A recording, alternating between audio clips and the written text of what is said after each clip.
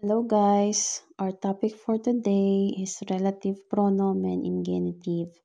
So genitive case, we've discussed this previously and it's like you are possessing something or someone, okay? Yung of the sa English. So possessive bedo itong possessive meaning, okay? So kapag relative pronoun, it's a pronoun you are relating to a noun before, okay? So relative clause was discussed for A2 level, okay? So this is for B1 level na. Masculine, ang relative pronoun natin for masculine is descend. Sa neutral, descendant. Sa feminine, deren. And sa plural, deren. So, para madaling tandaan, by twos. Si masculine at si neuter, magkapareho. Si feminine at si plural, magkapareho. So, let's have some example here. So, sabi dito, der Verstorbene dessen wir gedenken. So, yung namatay na iniisip pa natin. So, si dessen dito, you are pertaining here. Okay? And then, the word dessen sich bedient hat. So, again, si dessen dito nagpe-pertain kay word. Eine Dame, derer ich mich noch gut entsinne. So, sino yung nare-remember niya pa? Itong dami na to. So, si derer nagre-relate kay dami sa noun dito.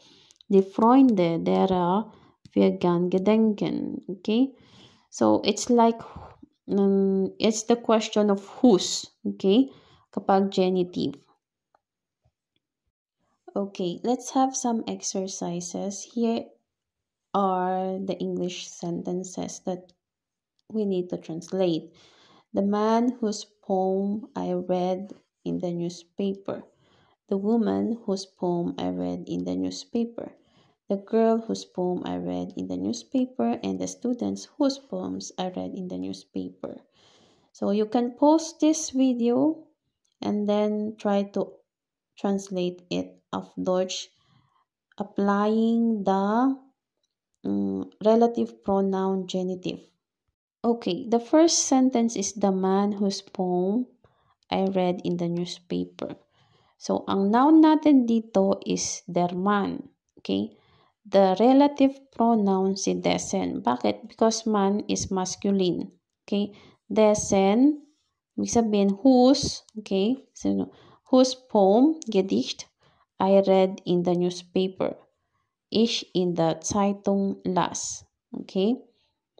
So, again, the rule for relative clause, the verb should be on the last part of the sentence. So, here nag-use tayo ng preteritum. Lesen, las, gelesen. Okay? Kapag naman gelesen, ano yan, gelesen hat, dapat kapag present perfect siya. Okay?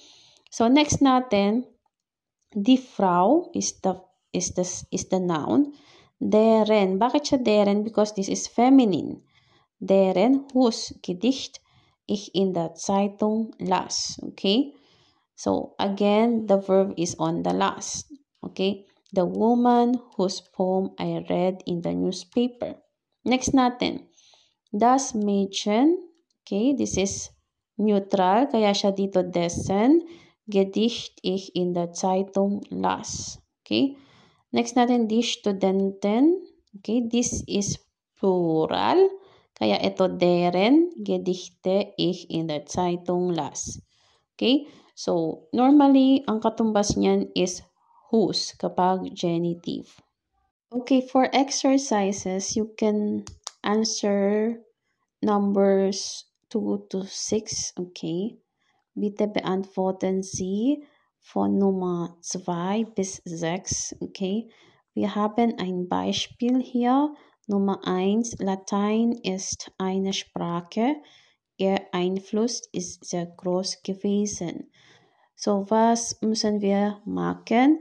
Wir müssen die Sätze bilden in Relativsatz.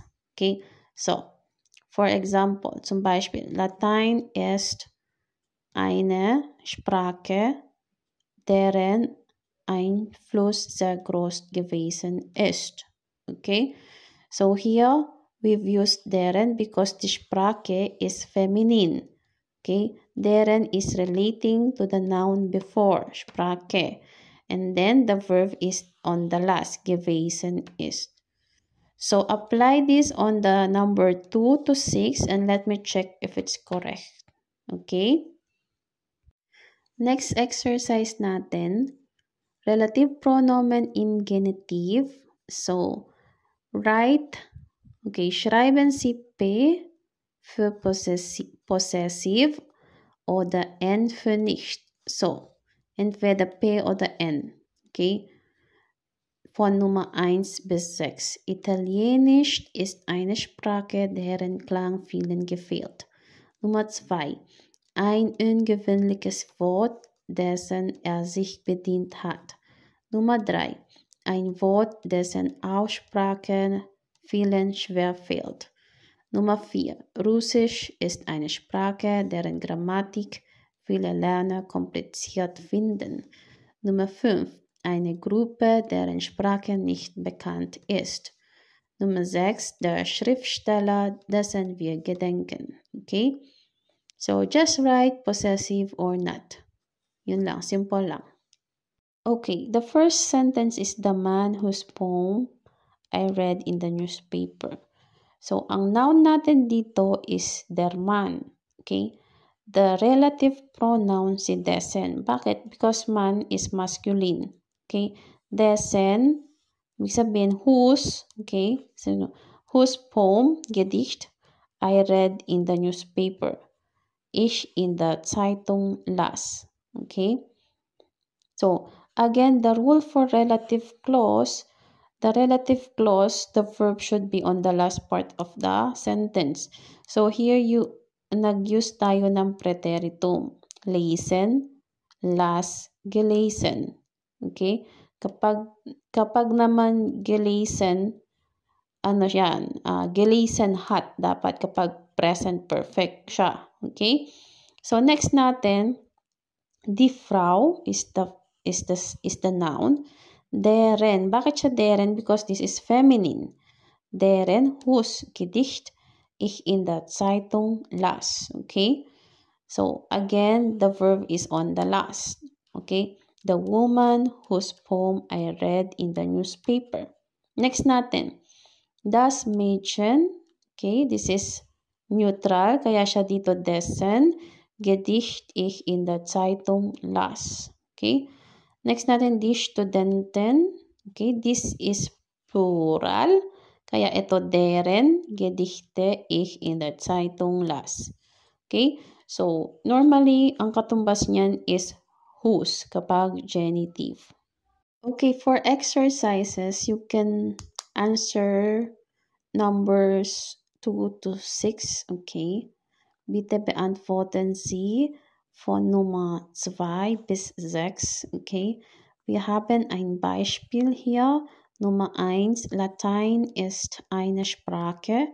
Ihr Einfluss ist sehr groß gewesen.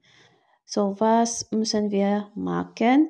Wir müssen die Sätze bilden in Relativsatz. Okay? So, for example, zum Beispiel, Latein ist eine Sprache, deren Einfluss sehr groß gewesen ist. Okay? So here, we've used deren because the Sprache is feminine. Okay? Deren is relating to the noun before, Sprache. And then the verb is on the last, gewesen ist. So apply this on the number 2 to 6 and let me check if it's correct. Okay? Next exercise natin, relative pronomen im Genitiv. So, write, okay, schreiben Sie P für possessive oder N für nicht. So, entweder P oder N. Okay? von Nummer 1 bis 6. Italienisch ist eine Sprache, deren Klang vielen gefällt. Nummer 2. Ein ungewöhnliches Wort, dessen er sich bedient hat. Nummer 3. Ein Wort, dessen Aussprache vielen schwerfällt. Nummer 4. Russisch ist eine Sprache, deren Grammatik viele Lerner kompliziert finden. Nummer 5. Eine Gruppe, deren Sprache nicht bekannt ist. Nummer 6. Der Schriftsteller, dessen wir gedenken. Okay? So, just write possessive or not. Yun lang, simple lang.